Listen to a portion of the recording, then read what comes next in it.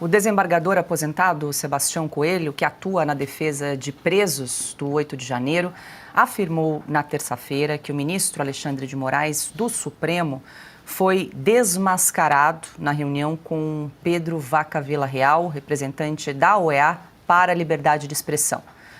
O desembargador participou do encontro acompanhado dos advogados e familiares dos presos do 8 de janeiro e de Daniel Silveira. E é com ele que a gente conversa agora, é hora de entrevista em Oeste Sem Filtro.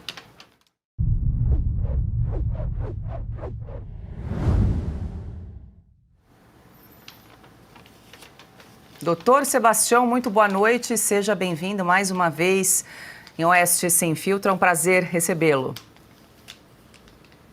Boa noite, Paulo, Augusto, Piotr, Constantino e toda a audiência. Alegria minha sempre estar com vocês. Doutor Sebastião, ontem nós acompanhamos um trecho da sua participação da reunião com relatores, integrantes ali da OEA, e ficamos com uma dúvida e nada melhor do que perguntar diretamente ao senhor. O senhor chegou a pedir diretamente ao relator, ao Pedro Vaca Vila-Real, para visitar pessoalmente o seu cliente Felipe Martins? Paula, inicialmente para afastar algumas dúvidas que têm sido divulgadas, o Felipe Martins sempre esteve, está e estará à disposição para falar. Foi impedido de falar com a Oeste, impedido de falar com o UOL, impedido de falar com o próprio Congresso Nacional. Então, eu quero informar que desde o dia 1º, foi enviado o e-mail para a comissão e no dia 5 de fevereiro, e mantido contatos.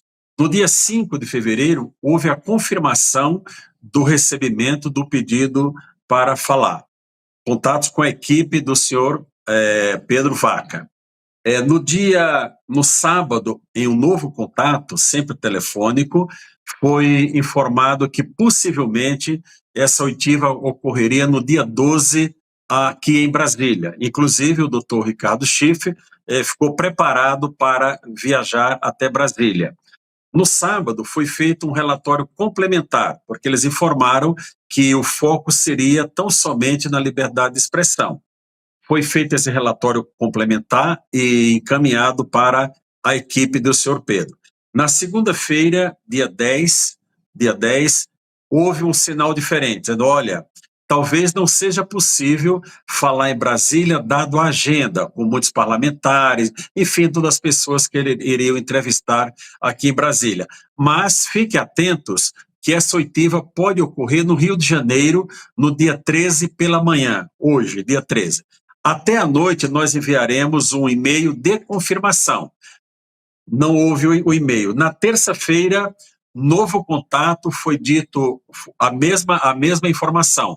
Aguarde o e-mail que possivelmente os senhores serão ouvidos lá no Rio de Janeiro, porque alegaram que ficaria muito contramão o deslocamento até Ponta Grossa, onde o Felipe Martins está preso. Então, todos os contatos foram feitos, inclusive no dia... depois daquela reunião das famílias, eu ia tentar conversar com o senhor Pedro Vaca. Até conversei com o doutor Rodrigo Marinho, que foi o advogado que estava organizando do Instituto Livre Mercado. Mas como eu percebi que ele poderia não me dar o espaço, eu escrevi, eu era a segunda pessoa ao lado dele, eu escrevi o seguinte: é muito importante que o senhor ouça Felipe Martins ou nós, os advogados. Podemos revelar coisas sigilosas dos Estados Unidos. Está aqui a mensagem, coloquei na frente do senhor Pedro Vaca, lado a lado com ele, ele leu, olhou para mim e disse ok. Então, todos os contatos para a oitiva de Felipe Martins foram feitos. Diante da repercussão dessa não oitiva, ontem, no novo contato pela manhã, o doutor Ricardo encaminhou, por orientação deles, um pedido para oitiva por videoconferência. E essa oitiva poderá ocorrer, eles sinalizaram que poderá ocorrer por videoconferência depois que eles deixarem o país. Isso me trouxe uma preocupação, mas nós podemos debater em seguida. Perfeito, mas então o Felipe Martins está à disposição para conversar pessoalmente ou por videoconferência com os integrantes, com o Pedro Vaca? Totalmente à disposição. Totalmente à disposição. A confirmação, o Paulo, sempre ocorre através de um e-mail. Todos esses contatos nossos foram contatos por telefone, com a equipe, inúmeros contatos. Não é? Por exemplo, eu tive aquela fala porque houve uma confirmação de que a associação dos familiares e vítimas do 8 de janeiro seria ouvida. E eu entrei naquele grupo com a doutora Carolina e com o doutor Ezequiel pela associação. Ali não seria até ético eu tratar do caso do Felipe, porque nós não recebemos um e-mail de confirmação para essa fala. Veja que o doutor Paulo Farias, eu conferi com ele encaminhou o e-mail pedindo a oitiva no dia 9 de janeiro e recebeu um e-mail de confirmação. O senhor será ouvido na qualidade de advogado do senhor Daniel Silveira. O que eu pude fazer ali, naquele momento foi solicitar ao relator que ele tentasse ouvir pessoalmente o Felipe Martins e o Daniel Silveira ou os seus advogados. E mais essa mensagem que eu escrevi e mostrei para ele no encerramento daquela audiência lá no instituto onde foi realizada. Doutor Sebastião, deixa eu incluir aqui meus colegas nessa conversa. Rodrigo Constantino. Muito boa noite, doutor Sebastião. Veja, o caso do Felipe Martins é um dos mais sintomáticos e o senhor tentando resumi-lo para o relator, eu acho que já bastava para botar por água abaixo toda a narrativa que ele escutou antes no STF. Outros casos também são simbólicos e resumem a situação, o meu mesmo, ou uma frase que foi mostrada por parlamentares em vídeo do ministro Barroso dizendo: nós derrotamos o bolsonarismo. Eu acho que isso para qualquer relator imparcial bastaria. Mas até aqui, a verdade é que a OEA não fez o serviço que se espera de uma entidade minimamente imparcial. A gente sabe que tem uma mudança no comando da Casa Branca e talvez a expectativa venha daí. O jornalista Jamil Chad, que é de esquerda, acho que temos aí a imagem, ele publicou: Trump confisca bens e sanciona procurador de Haia que indiciou Netanyahu. Ou seja, tem ventos de mudança aí. O senhor acredita, doutor Sebastião, que esse clima vai fazer dessa vez com que a OEA produza um relatório minimamente sério e imparcial? Constantino, em primeiro lugar, eu quero te dizer que tenho orado muito por você e por sua saúde. Tá? E sou solidário a toda essa violência que você sofre de não poder estar no seu próprio país. Olha, eu creio sinceramente, viu, Constantino? Algumas pessoas têm dito: olha, ele deveria ter começado primeiro pelas vítimas e depois lá no Supremo Tribunal Federal. Eu não achei isso muito relevante, porque se ele tivesse ouvido primeiro a todos nós, os denunciantes, não é? Os senhores ministros teriam a oportunidade de dizer: não, isso não foi assim. Como eles conversaram primeiro, nós tivemos a oportunidade de desmontar toda a narrativa. Constantino, a reunião das famílias que eu participei foi devastadora. Os depoimentos, a Mariana, filha do Oswaldo Eustáquio, a Luísa, filha do Clesão, enfim, um jornalista que mostrou a tortura que sofreu, só estava fazendo a reportagem.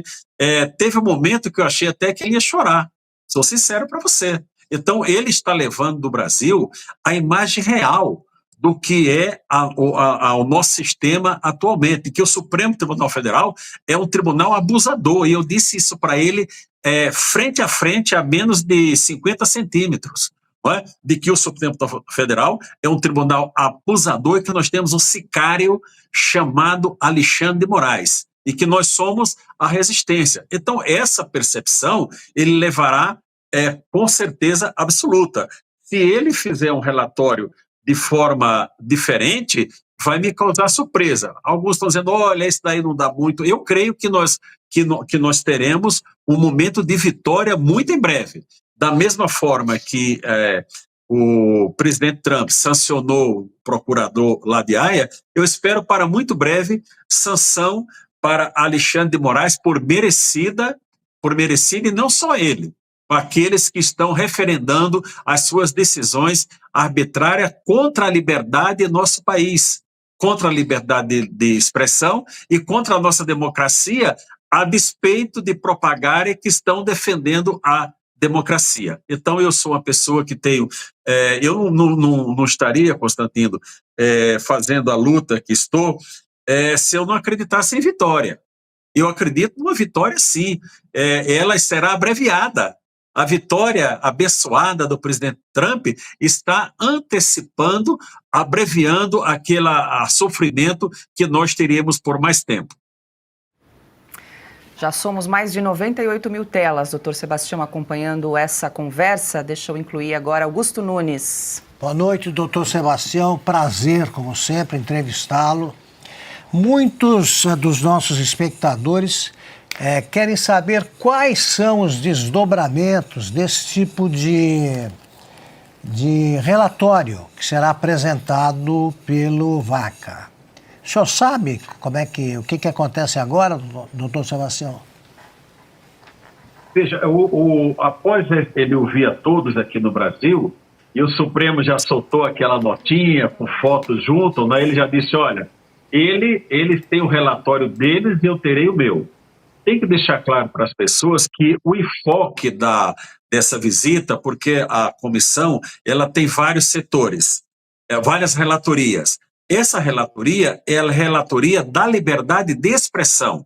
Tanto é que o Felipe e o Ricardo prepararam lá do Paraná a complementação. Eu tenho que dar o crédito para o colega Ricardo Schiff, e teve a ajuda do Felipe, que eles pediram para fazer o enfoque na liberdade de expressão. E foi demonstrado, nós temos o encaminhamento, não sei se vou pedir autorização aqui, conversar com o colega em seguida, Augusto, e eu vou mandar para você. Perfeito. Vou mandar para vocês aí o que foi que nós pedimos, não é? E foi demonstrado que a liberdade de expressão no Brasil, especialmente o Felipe Martins, ele está cerceado. Não é? Agora, houve também apelos para que possa vir ao Brasil a relatoria dos direitos humanos. Então, eu tenho assim, muita esperança, o Augusto, de que ele fará um relatório isento, até porque o Supremo tentou dar uma enquadrada, dizendo, olha, o relator está aqui do nosso lado, e ele já disse, olha, eu terei o meu próprio relatório. E após conversar com os parlamentares, ele disse, olha, os relatos são impressionantes, ele não poderia ir além disso, até porque ele está no Brasil. E eu vou falar uma situação aqui, que a equipe sentiu que estava sendo vigiada. Isso aqui é uma informação que nós colhemos aqui, que os passos dele estavam sendo vigiados.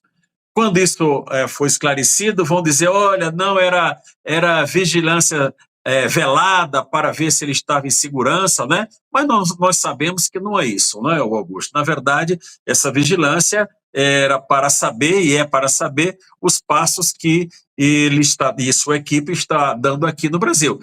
Isso comprova que a preocupação dele em ouvir o Felipe Martins só quando deixar o Brasil, que tem alguma coisa que nós não sabemos, mas temos o direito de suspeitar diante do estado policialesco que nós estamos vivendo em nosso país, tendo à frente esse senhor que se intitula juiz, mas não é um juiz. Ele está ocupando, espero que temporariamente, esse cargo de juiz, porque as atitudes dele mais se assemelham a quem está no caminho da criminalidade. Pergunta agora de Adalberto Piotto. Doutor Sebastião, boa noite, seja bem-vindo uma vez mais. O senhor falou, ele veio exatamente com a função de verificar o estado da liberdade de expressão no Brasil, mas tudo o que sucedeu, tudo que veio depois de uma tentativa do Supremo, naquele momento bem sucedida, é o inquérito mais longo do Supremo em relação à revista Cruzoé. De lá para cá é que a gente viu, por exemplo, que o senhor inclusive disse, teve a oportunidade de dizer de frente para os ministros do Supremo que eles tinham se tornado as pessoas mais odiadas do país. Porque de lá para cá a gente viu um Supremo se transfigurar, se é que o senhor me permite essa expressão. Diante deste caso, por mais que seja este o representante para verificar o estado da liberdade de expressão no Brasil, que nem deveria, porque a Constituição já assim garante, O senhor acha que ele pode ir bem além? Porque o fato precursor é de sessão, de sessão não, de afronta à liberdade de expressão. E depois de lá, bom, se deu toda essa série de absurdos jurídicos, e o senhor, como um jurista, conhece isso perfeitamente, e estamos na situação em que estamos. Cancelamento de contas por redes sociais, não acesso aos autos por parte dos advogados, que o senhor conhece muito bem essa realidade. Tudo isso veio depois desse caso. O senhor acha que a partir disso esse relatório dele pode ir além, embora seja o representante para verificar a liberdade de expressão? Eu creio, Piotr. Creio sim. Nós vamos sugerir, inclusive, que venha a própria comissão na sua integralidade, com todas as relatorias, para fazer tipo que uma auditoria no Brasil. O Brasil precisa ser passado por uma auditoria no campo da liberdade de expressão, no campo da liberdade, dos direitos humanos e no campo do cerceamento de defesa. Nós temos pessoas sendo julgadas sem o devido processo legal. E dessas pessoas todas, nós temos algumas vítimas. Temos o Dan Veira, temos o Felipe Martins. Dizem, olha, o Felipe Martins não está preso. Está preso, sim. Ele está em casa. Felipe Martins, de todos desse processo, Piotr, é o único que não pode usar redes sociais. Tem que estar em casa todas as noites, finais de semana, comparecer todas as segundas-feiras ao tribunal. Teve negado o direito de falar ao Parlamento brasileiro. Ao Parlamento brasileiro, se ele falar a qualquer órgão de imprensa, Alexandre de Moraes manda prender no outro dia. Nós sabemos que é assim, embora o Felipe já teve até vontade de falar. Eu tenho que falar, o Felipe está engasgado. Eu até faço um desafio ao ministro Alexandre de Moraes, daqui. Infelizmente, tenho que chamá-lo de ministro ainda. Que ele deixe Felipe Martins dar uma entrevista coletiva, que não seja só no órgão de imprensa, para a nação brasileira saber o que o Felipe Martins tem a dizer. Eu gostaria de saber. Se ele não o fizer, em sendo denunciado o Felipe, que eu espero que não seja, porque não tem nada contra ele, no interrogatório ele vai ouvir tudo que necessita ser ouvido. No caso de Felipe Martins ser denunciado, o que dentro de uma normalidade não seria, mas como nós estamos no estado de exceção, infelizmente tem que ser dito, o procurador Paulo Gonet, está fazendo o jogo do Supremo Tribunal Federal. Basta ver o parecer dele no caso agora do Daniel Silveira. Nós não podemos esperar muita coisa dali da Procuradoria, infelizmente. Mas no que diz respeito ao Felipe Martins, eu volto a dizer, ele está à disposição para hoje. Aliás, Piotr, ontem nós fizemos uma chamada, eu, o Felipe e o doutor Ricardo, das 20 às 21 horas. Ficamos conversando por 1 hora e determinando o seguinte, vamos ficar com os celulares ligados para ver se tem alguma, de repente, uma mensagem lá da comissão dizendo, olha, houve uma brechinha, vamos ouvir aqui às 10 horas da manhã.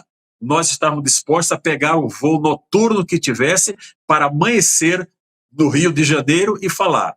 Se nós falarmos com o relator por 20 minutos, ele vai ter a consciência do que é o abuso de poder que é praticado contra Felipe Martins. Esse jovem está sendo abusado de seus direitos humanos, na sua liberdade individual e na sua liberdade de expressão, tão somente por ter sido um funcionário que serviu ao presidente Bolsonaro. Nada mais do que isso. Não tem absolutamente nada contra Felipe Martins e nós temos que aproveitar sempre para enfatizar isso do nosso lado da defesa. Já são 108 mil telas nos acompanhando aqui nessa entrevista, além das centenas de pessoas que nos acompanham também pelas TVs e rádios. Doutor Sebastião, só para esclarecer aqui, ficamos numa dúvida. O Felipe Martins poderia pegar um voo de Ponta Grossa para o Rio de Janeiro? Ele teria essa autorização? Não. Seriam só os advogados? Não, nós pedimos ao relator, à equipe, né? São 3, 4 pessoas, houve uma interlocução frequente. Nós não podemos citar nomes para preservar, viu, Paula? Mas nós pedimos para ele ir até Ponta Grossa ouvir o Felipe Martins. Isso foi conversado ao telefone. mas foi colocada a impossibilidade diante da agenda que teria em Brasília, São Paulo e Rio de Janeiro, e para Ponta Grossa teria que pegar voo para Curitiba. Enfim, ele mostrou uma impossibilidade, mas colocou a possibilidade de ouvir os advogados. E nós estivemos sempre à disposição. Se hoje o senhor Pedro Vaca Villarreal quiser ouvir o Felipe Martins, basta ele dar o retorno no e-mail que está lá, nos e-mails que estão lá cadastrados, e olha, vou te ouvir daqui a meia hora, que o Felipe Martins entrará por videoconferência para falar tudo o que tem que falar, inclusive dos detalhes que nós sabemos lá dos Estados Unidos. Só não podemos revelar, mas sabemos. Mas para uma comissão oficial, em sigilo, poderíamos revelar. Carlo Cauti. Doutor, muito boa tarde, obrigado pela entrevista. Doutor, eu queria lhe perguntar, essa comissão ela foi convidada pelo governo brasileiro a vir ao Brasil, um fato que despertou curiosidade também, e muita gente que se perguntou se o governo brasileiro estava convidando alguém que iria investigar os abusos cometidos pelo maior aliado do atual executivo, que é o Supremo Tribunal Federal. Esse fato lhe causa estranheza? É algo normal? Como o senhor se explica isso? E qual foi a percepção que o senhor sentiu do entorno, né? Não apenas do representante especial da OEA, mas do entorno, que ele vem com uma equipe como um todo. Eles foram enviados ao Brasil por pressão do governo americano, eles pediram e o governo brasileiro formalmente os convidou. Como é que foi essa dinâmica e como isso vai influenciar esta visita, esta inspeção? Olha, Cauti, é prazer falar com você. O doutor Paulo Faria, advogado do Nelson Silveira, entregou um pendrive com todas as denúncias que ele fez, né? Entregou em mãos lá ao senhor Pedro Vaca e disse, olha, é estranho que nós tenhamos feito tantas denúncias que os senhores nunca se dispuseram a vir ao Brasil. E estão vindo por conta de um convite do governo brasileiro. É claro que o governo brasileiro fez essa tratativa pensando de que eles viessem aqui só para ouvi-los e retornar, dizer, está tudo bem. Eles não imaginavam que houvesse a reação, a divulgação que houve, né? O próprio deputado Gustavo Gaia organizou uma audiência pública e me incluiu nessa audiência pública. E eles sinalizaram de que haveria essa audiência pública no dia 12, às 13h30 na Câmara dos Deputados, e posteriormente disseram, olha, não será possível porque não tem agenda. Conclusivamente disseram que não haveria audiência pública. Então, na verdade, isso é do controle do governo brasileiro. Se eles vieram para cá com uma intenção, sairão daqui com outra realidade daquela que poderia ser mostrada do lado individual do governo brasileiro. Como eles fizeram esse alargamento, inclusive no campo dos direitos humanos, eu posso só supor, não tenho qualquer prova sobre isso, de que alguma interferência, entre aspas, algum incentivo tenha sido dado a eles pelo governo americano. Talvez até, olha, vocês ou vão lá verificar a liberdade de expressão, ou o governo americano possa sair da OEA, como saiu da OMS e dos direitos humanos lá da ONU, né? Então, essa tratativa toda, isso causou realmente estranheza, mas muitos parlamentares pontuaram ao senhor Pedro Vaca sobre esse convite e a forma que eles vieram para cá. Doutor Sebastião, quero agradecer mais uma vez a gentileza de conversar conosco. O senhor quer fazer mais alguma ponderação para a gente fechar aqui esse bate-papo? Não, Paulo, só dizer a vocês que continuem. Vocês são a voz da liberdade em nosso país. Vocês são a voz da liberdade. E vocês têm sido pessoas o canal que tem mais divulgado essa situação absurda do Felipe Martins, e continue assim, porque nós teremos frutos em muito breve com relação ao Felipe Martins. O caso do Felipe Martins derrubará autoridades aqui neste país. Derrubará autoridades aqui neste país.